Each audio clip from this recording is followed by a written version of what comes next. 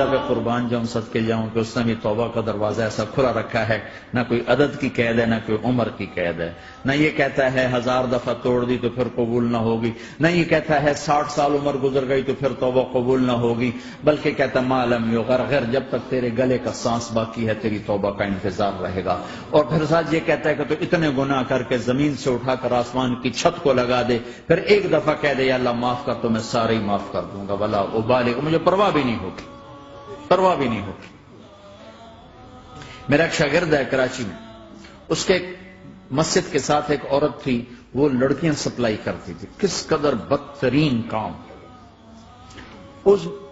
اس نے، میرے شاگرد نے اس عورت کے بیٹے سے دوستی لگائی اور اس کو میرے بیان کی کیسٹ دے دی۔ اس نے کہا یہ سن لینا۔ اس نے گھر میں جا کے لگا لی، اس کی ماں کام کرتے ہوئے چلتے پھرتے سن رہی، کانوں میں آواز پڑ رہی۔ تھوڑی دیر کے بعد وہ آ گئی، کہنے لگی مجھے بھی سنا، تو اس نے سنی، پھر کہنے لگی دوبارہ سنا، پھر دوبارہ سنی، پھر کہنے لگی ایک دفعہ اور سنا، پھر ایک دفعہ اور سنی۔ کہنے لگے یہ کون ہے؟ پتہ نہیں کون ہے۔ کہ کس نے دی؟ کہ یہ مولوی صاحب جو مسجد کا، اس نے دی۔ تو اس نے بیٹے کو لیا اور مسجد کے دروازے پر آ گئی، لوگ تراویح پڑھ کے نکل رہے تھے، انہوں نے کہا میں یہاں کے امام سے ملنا چاہتی ہوں۔ تو آ گیا، امجد نام ہے اس کا۔ کہا مولوی صاحب یہ کیسٹ آپ نے دی ہے؟ کہا جی۔ یہ کون ہے؟ کہ میرا استاد ہے۔ کیا نام ہے؟ طارق جمیلی۔ کہا اس نے کہا ہے کہ جتنے بھی گناہ کرو توبہ کرو تو قبول ہو جاتی ہے، تو میری توبہ قبول ہو سکتی ہے؟ تمہیں تو پتہ میں کیا کرتی ہوں۔ کہا بی بی توبہ تو سب کی قبول ہے۔ کہ اچھا پھر میں تمہیں گواہ بناتی ہوں، میری توبہ، میری توبہ۔ اور اگلے دن مسجد میں آنا شروع کر دی تراویح میں، اور دعا کرے یا اللہ اگر میری توبہ قبول ہے تو مجھے اٹھا لے، اگر میری توبہ قبول ہے تو مجھے اٹھا لے، اگر میری توبہ قبول ہے تو زور زور سے دعا کرتی، عورتوں کے اس میں جدھر عورتیں نماز پڑھتی تھی۔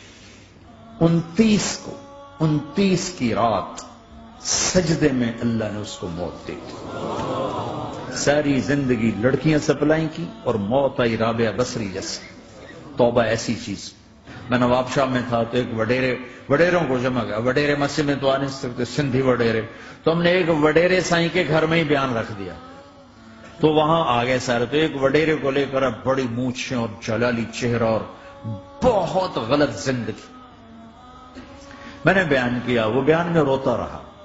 جب میں نے کہا ہاں بھائی توبہ، میں ہر بیان میں یہ کرتا ہوں کوشش، شاید کوئی ایک آدمی میرے ذریعے سے توبہ کر جائے تو میری بخشش کا سامان بن جائے، تو اس نے زور سے کہا اللہ سائیں توبہ، اللہ سائیں توبہ، اللہ سائیں توبہ۔